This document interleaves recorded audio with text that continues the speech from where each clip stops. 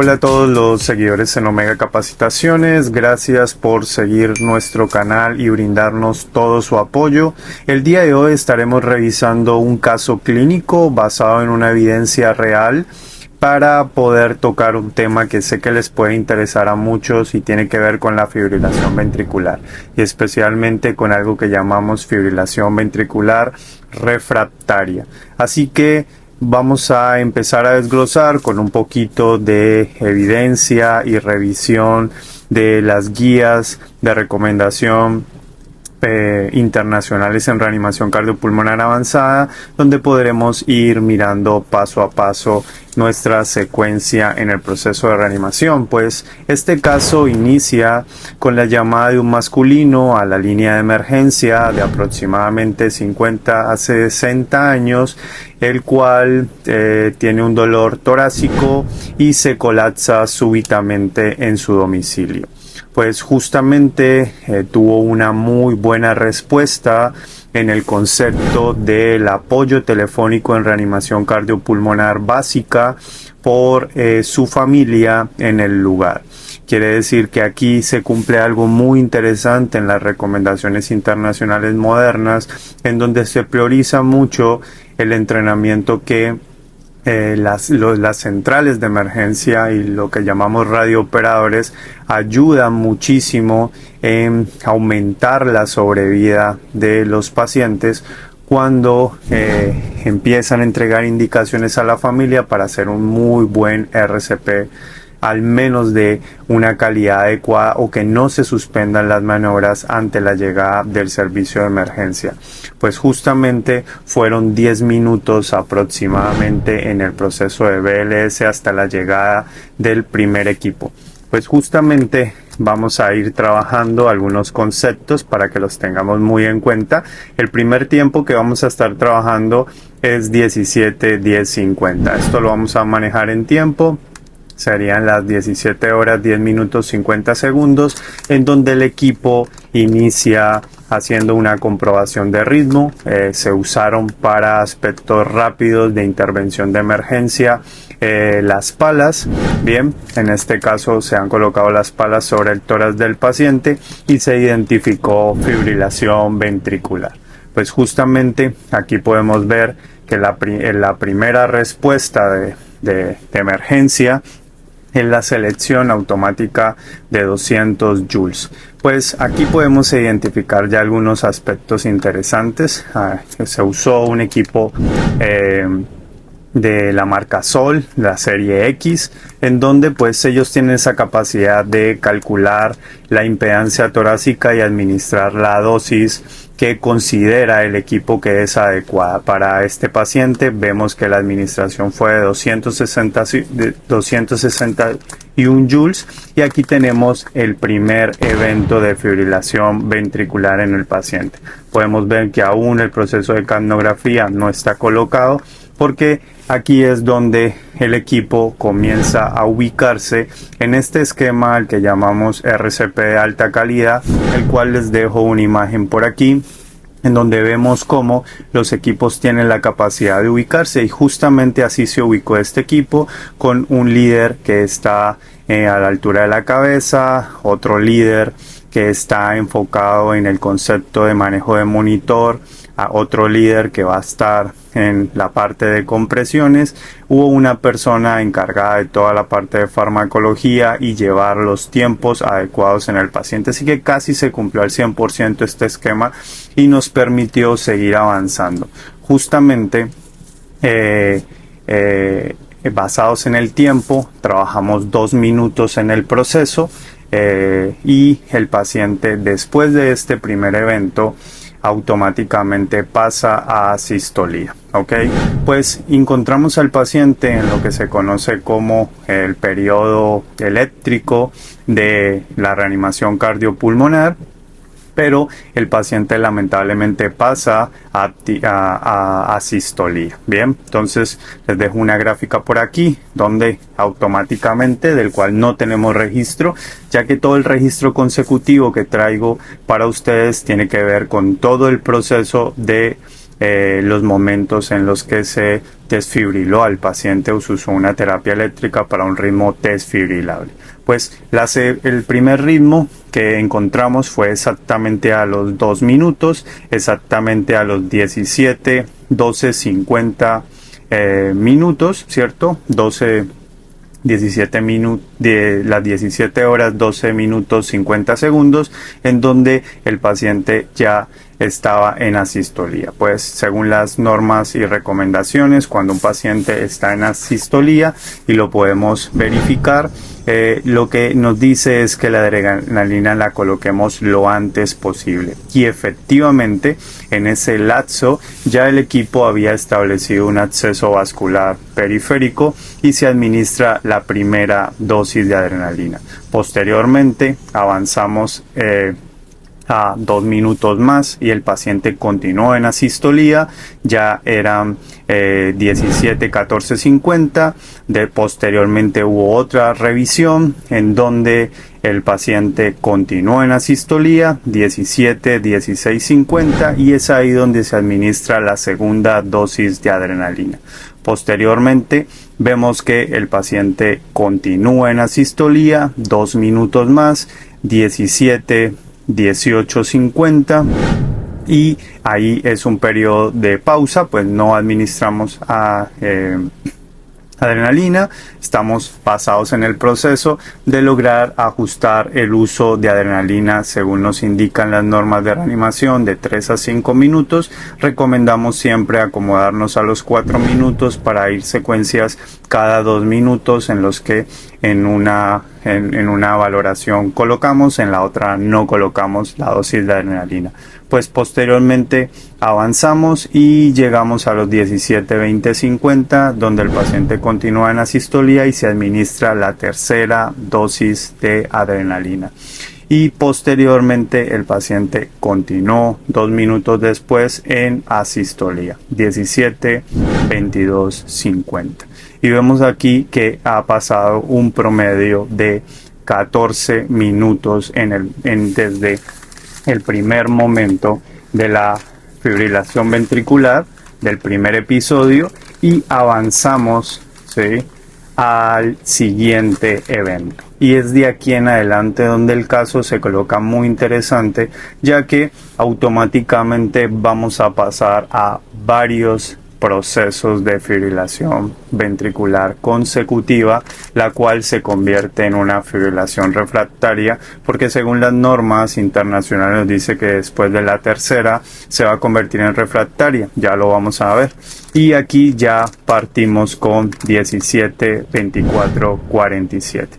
Sería la segunda monitorización en la que encontramos una fibrilación ventricular en el paciente, y volvimos a seleccionar 200 joules, como lo vemos en pantalla. El equipo administra 252 joules y continuamos con el proceso.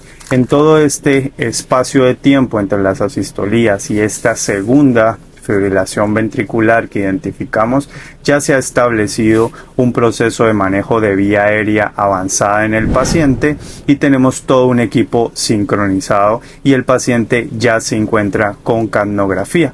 Y justamente vamos a identificar que en este primer periodo, ¿sí?, vemos ya que el paciente nos marca una capnografía de 32 milímetros de mercurio. Quiere decir que ya habíamos establecido una vía aérea avanzada y estamos muy sincronizados con el proceso de reanimación cardiopulmonar. Pues en este caso pasamos y nos centramos nuevamente en el algoritmo de la administración de descarga, y como lo podemos ver, después del proceso de una descarga, 2 descargas, bien, podemos pasar automáticamente a nuestra tercera descarga para decidir colocar un antiarrítmico. Pues justamente lo que hicimos aquí fue que después de la tercera adrenalina, automáticamente en este segundo punto pasamos a la tercera monitorización, llamémoslo de ese punto, que fue a las 17:26, bien, 17:26:42, en donde volvimos a identificar fibrilación ventricular y vemos que volvemos a seleccionar con 200 joules. En este caso el monitor administra 251 joules y vamos a identificar que fue el perfecto momento para iniciar la administración de almibarona. Entonces en este caso se decidió administrar la dosis de almibarona. Para aspectos prácticos, lo que usamos fue, según las recomendaciones internacionales, pues usamos una dosis de almibarona, según nos indica, de un primer bolo de 300 miligramos, ¿ok? Después de este punto se continuó el proceso de reanimación. Aquí podemos identificar cómo avanza en el paciente y llegamos al tiempo de 17, 28, 51. Volvimos a identificarlo.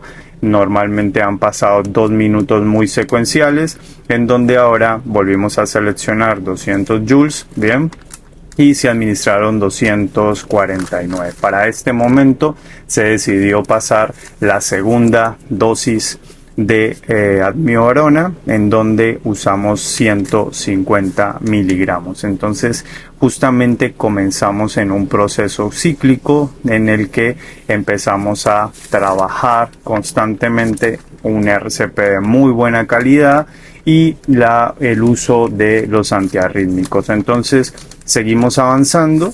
Vemos que normalmente aquí ya no se sigue marcando capnografía de 41 milímetros de mercurio.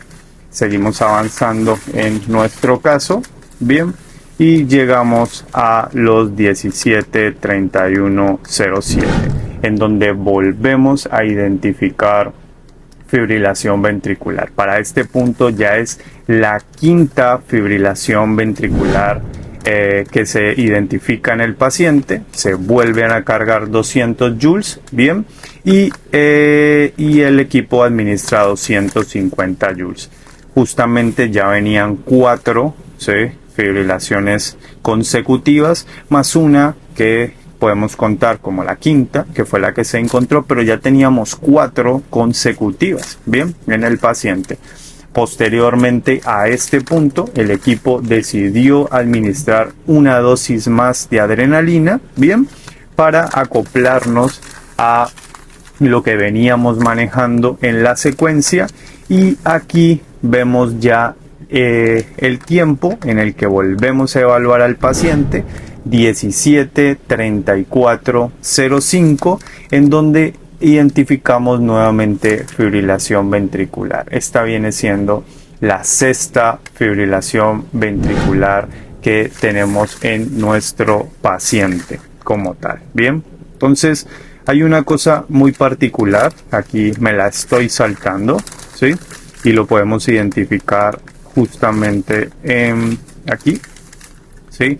17:34:05, muy bien, en donde el equipo, después de esta administración, que vendría siendo su sexta administración, también pensó en el uso de bicarbonato, ¿ok?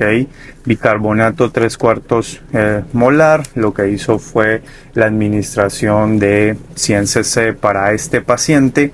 Aquí la capnografía estaba en 23 milímetros de mercurio. Pues hablaremos sobre ese punto en particular, cómo se dio este caso. Este caso lo hacemos de una manera muy educativa, porque de seguro las personas que nos están escuchando dirán: administración de bicarbonato, no sé si sea la mejor opción en el paciente, especialmente que conocemos algunas de las indicaciones para las cuales el bicarbonato se debe administrar, y son las cosas que siempre tenemos que analizar. Se cree erróneamente que en los paros prolongados, como se hacían desde las normas 2000, 2005 hasta las del 2010, ¿sí?, de que los paros prolongados todos había que meterles procesos como el bicarbonato. Pero técnicamente, para las recomendaciones actuales, no vemos el uso de bicarbonato en ninguna parte, pero a este paciente el equipo pasó bicarbonato.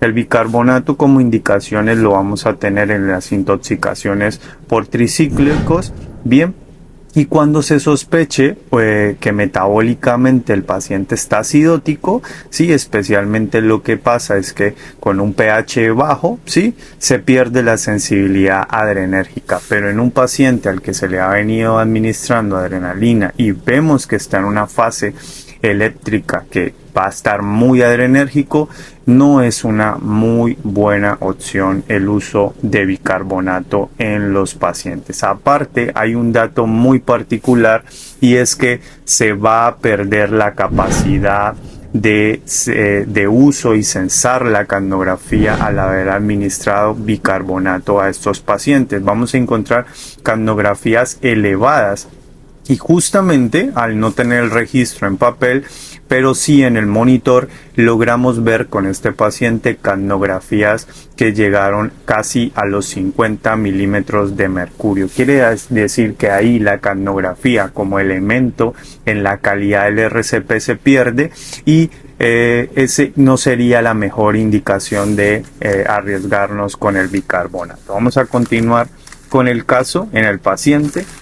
Y miren cómo seguimos avanzando y en este caso avanzamos a los 17, 35, 42. En este punto pasamos a la séptima fibrilación ventricular que encontramos en el paciente, en la cual se volvió a seleccionar 200 joules, el equipo administró 246 joules. Bien, aquí la capnografía estaba en 22 milímetros de mercurio en el paciente y ya estábamos en el proceso de la séptima. Pero tengo para contarles algo muy particular con esta séptima descarga, y es que entre la sexta descarga y la séptima descarga el equipo también tomó otra alternativa y es lograr usar la secuencia doble de desfibrilación, muy en boca de todos ahora con las publicaciones en algunos papers donde nos muestra que es una de las alternativas cuando tenemos fibrilaciones refractarias como una opción para revertir la fibrilación. Pues justamente para este punto se usaron, ¿sí?, dos alternativas. Se usaron parches, bien, y se usaron palas del mismo equipo, ya que uno de los equipos no contaba con los parches. Lo que se hizo fue que con los parches se colocó antero-posterior y con las palas se logró hacer la segunda opción de descarga. Pues se cargaron los dos equipos a 200 joules y este es el registro de uno de los equipos, por supuesto, del que llevó toda la secuencia, y esta última fue la opción de secuencia de desfibrilación secuencial doble. Bien, pues sabemos que aún no se ha comprobado muchísimo sobre esto. Yo tengo algunos observaciones sobre este tipo de alternativas en la reanimación. Una de las primeras observaciones que tengo es que se necesita un equipo altamente entrenado para esto. Bien, les voy a contar algo de este caso.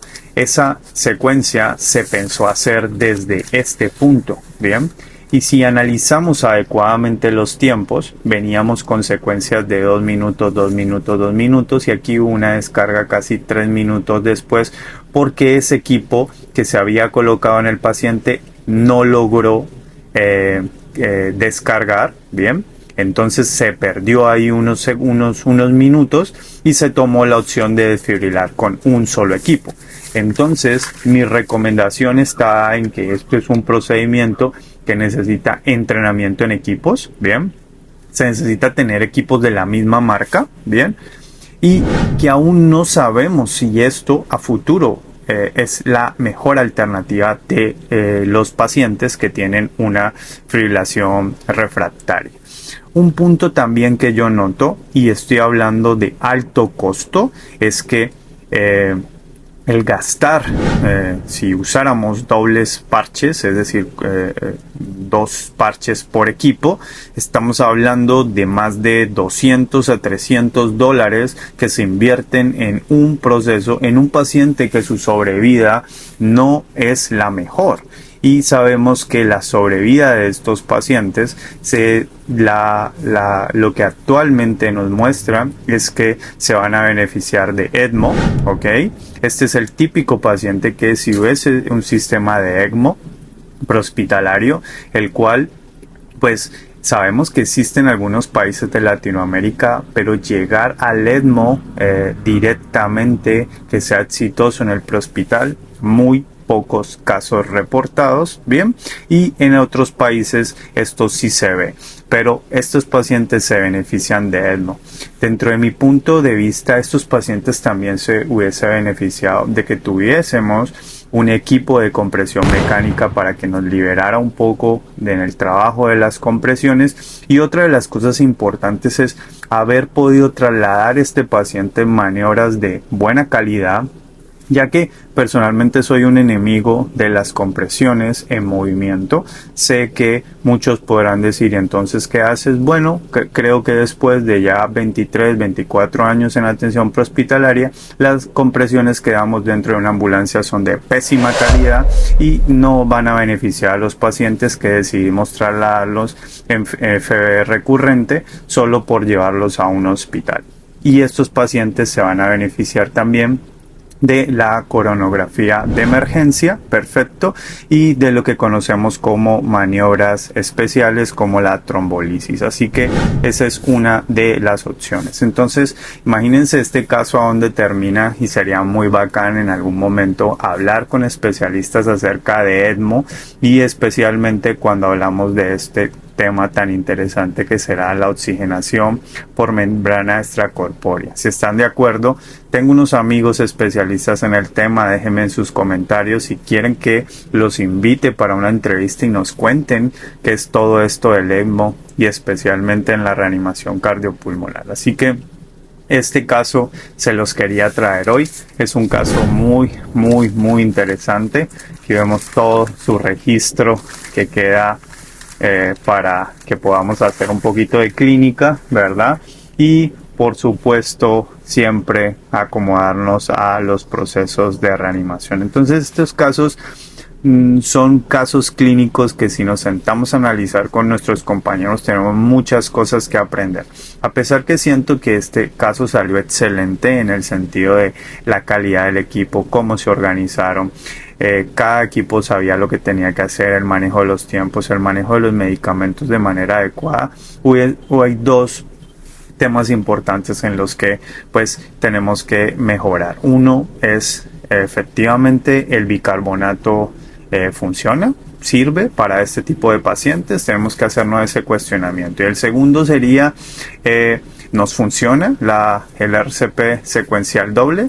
¿Qué piensan ustedes? Me encantaría que dejaran todos sus comentarios, bien, y que que pudiéramos debatir un poco en el chat de nuestro canal y efectivamente que estas cosas nos enriquezcan especialmente en reanimación cardiopulmonar. Si te gustó este análisis clínico y te gustaría que trajera otros análisis clínicos al canal, pues déjame tus comentarios y por favor déjanos un like, suscríbete y gracias por seguir nuestro canal y apoyar nuestro trabajo. Estamos para llevar el conocimiento a todas las personas de Latinoamérica, todos los profesionales de la salud que quieran aprender un poco más. Nos vemos en el próximo video.